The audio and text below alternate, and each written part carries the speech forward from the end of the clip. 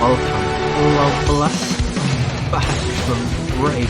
Yes, finally. And today we're gonna be talking about Punch the Monkey. I do not have any feelings against. Yes, now we are in 3D. As you can see, I am incredibly stronger, and I love this. So happy. Anyways, let's go with the news of today. So today we have Punch the Monkey, a pathetic little imp. Yes. Okay, so let's go into exactly what happened and why do people, for me, this is not sad at all. This is just not sad at all. This, you know what? This is called a nature, something that people have forgotten about, and I'm genuinely sad about it. But anyways, Punch the Monkey is a little monkey from Ichikawa City Zoo who was abandoned by its parents, and I'm like, yeah, that's pretty sad. I will cry. Look at me crying. But no, the thing is like, yeah, it happens. It happens with monkeys. It happens with humans. It happens with everyone. That's not a new thing that you just created for the monkey. Anyway, still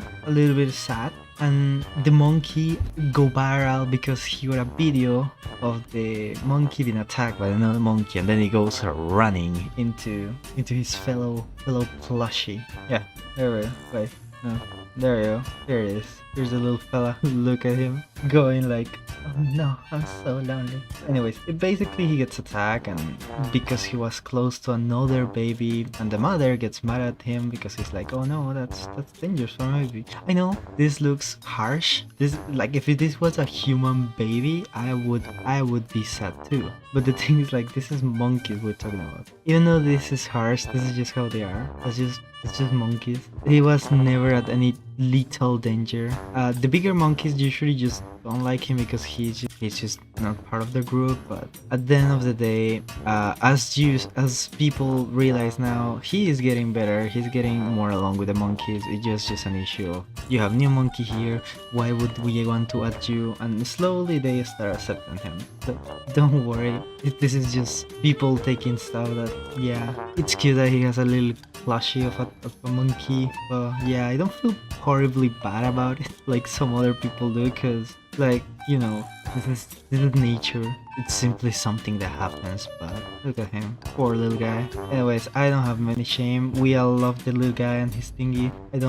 I think that I cannot say that. It's kind of cute, and I love the fan art. But yeah, enjoy the monkey. Okay, we do not have that much about this, but oh my god, I wanna tell about this shit because this is so fucking fun. Anyways, basically, wait, this 10th of February, something cool as fuck happened, and I didn't go to report it because I forgot about it. I'm so sorry. Anyways, basically what exactly happened is that a thief in central Turkey pulled off one of the best ever jewelry heist of the century. And he smashed into a store with a forklift and grabbed 150 grams of gold before fleeing the scene on a donkey. As you can see, this is what he deserves the claps. He escaped with the gold, fleeing the scene with the donkey who was waiting. He had a driver waiting down there. I am perplexed. The police later identified the suspect with the footage and managed to track him down, arrested him. Good. Like, my favorite, not really my favorite, but like fellow Latino machete would say, the crime should never pay, and in this case it didn't, and we are happy because of that. We hate when the crime gets it. We don't like crime here. Fuck the crime. But anyways, and they managed to recover the gold and everything, and yeah, this is a happy ending. As you see the security footage right next to me with the guy escaping on that little donkey with the Lion King SNA background music, and yeah, it's peak robbery. Thankfully no one got hurt, but I just think it's super interesting stuff to see, and you can see some of my sick moves.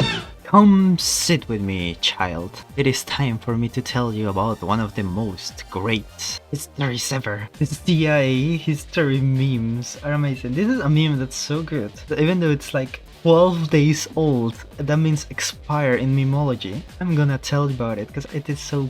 Basically, the CIA stories refer to some video clips from interviews that happened to John Kiriakou, a CIA a retired person who started telling a lot of stories in a podcast, and it really became popular around February, popularizing with a lot of genuinely funny clips of his saying like, oh, I used to do this stuff in the CIA and I just didn't care. It's just genuinely just fun. He is a former CIA agent and he was arrested January 12th, 2012 for speaking classified information. Then he's released and now he can openly talk about his CIA time. And he became the CIA guy because he's one of the few people who tell the stories. Let's see them. He's gay. I'm 100% sure he's gay. How did you know he was gay? Oh, I just... It was a vibe. So, headquarters says... We want you to pretend that you're gay. I said, okay, you guys. No, we really need the information. You gotta pretend. I said, okay, I'll do it. I'll do it for Uncle Sam. So... He says, why don't you come over to my place some night and I'll make dinner. I said, great. Over to his place, he made a lovely dinner. And then I thought, well, I have to invite him to my place. So I told my wife, you're gonna have to, like... Get out. So, I made dinner. I removed us together. And we had just gotten married. We had, like, our wedding picture up and everything. At the dinner... He leaned in to kiss me. And I instinctively backed off. And he said, oh my God, I'm sorry. I thought you're gay. And I said, oh no, I am... Gay. I'm not into hairy guys. At the end of the conversation back at the embassy. And then they decided, no, it's not a good idea to dose our own people. Let's just dose strangers. And what about that one in Dubai? Do you remember that? Classic. You know, we studied that for a long time. They killed a guy in a hotel room in Dubai. And then after they killed him... They were somehow able to lock the door from the inside of the hotel room. And we tried, like, magnets and different ways. We couldn't figure out how they did it. Like a latched door? They did the latch and and the guy's in there dead. And the hotel couldn't even get it open. Yeah, they ended up sending somebody into the balcony. How do they do that? It's very impressive. Wasn't there also something... Okay, first of all, the Israelis never officially claimed responsibility for that. But there was like 26 people that the Dubai CCTV footage picked up. Right. And in Dubai... They had, the most CCTV coverage in the world. More than the Chinese. But none of them were picked up. And number one, people speculate disguises. But I don't know if this is true, but weren't the cameras Israeli made? Oh, I wouldn't be surprised. And what about that one? You know, you can't force hummus up someone's Rectum, for example. You can't, they learned Abu Zubaydah had an irrational fear of insects. And so They put him in a coffin, and they dumped a box of cockroaches in there with him. and then closed the coffin. And they left him in there for 10 days just with a diaper. You can't do that. Nobody told you had permission to do something like that. You know, you can't. No, thank God. My children asked me that. And I told them very proudly that I have never taken any action that resulted in the death of another human being. There's one kind of half exception. And I think about this all the time. In 1993, I guess it was, I was sitting in the morning meeting. I told you earlier that every unit meets every day at 9 o'clock, and you just talk about what happened in the country that you cover overnight. I was in the morning meeting, and the secretary came in, and she said, John, General Powell is on the phone for you. Call him Powell. I said, General Powell? How does he know who I am? And she I said, I don't know, but he asked for you by name. My boss is like, well, go answer the phone. So I went to my desk and I said, good morning, General Powell. This is John Kiriak. And he says, John, if the Iraqis were going to kill the president, who would actually be in charge of that operation? and I said, well, if you're talking about the attempt to kill President Bush, George H.W. Bush, he had been visiting Kuwait. I said, Kuwait operations are run from the Iraqi Intelligence Service's Basra station. But Basra station is headed by the director of the Iraqi Intelligence Service. He says, where does he... I said, Baghdad. Where exactly in Baghdad? I said, if you hold on a second, I'll look up the address. So I looked it up. I gave him the address. Thank you. Hangs up the phone. I go back in the meeting. They were like, what do you want? I said, he wanted to know about Sabra Dori and the attempt to kill President Bush. I'm like, okay. 8 hours later, we fired 47 missiles into the Iraqi Intelligence Service headquarters. But by then it was the middle of the night in Baghdad. And we killed the janitor. I really have to go to school, but look at this. At the customer service window. Everyone, here last year we made a subway station for pets, which went viral around the world. So I wanted to fully build out the entire station, including all the real-world things you would find in a subway station in China. As Lunar New Year approaches, families in China normally reunite and the streets become decorated for the holiday season.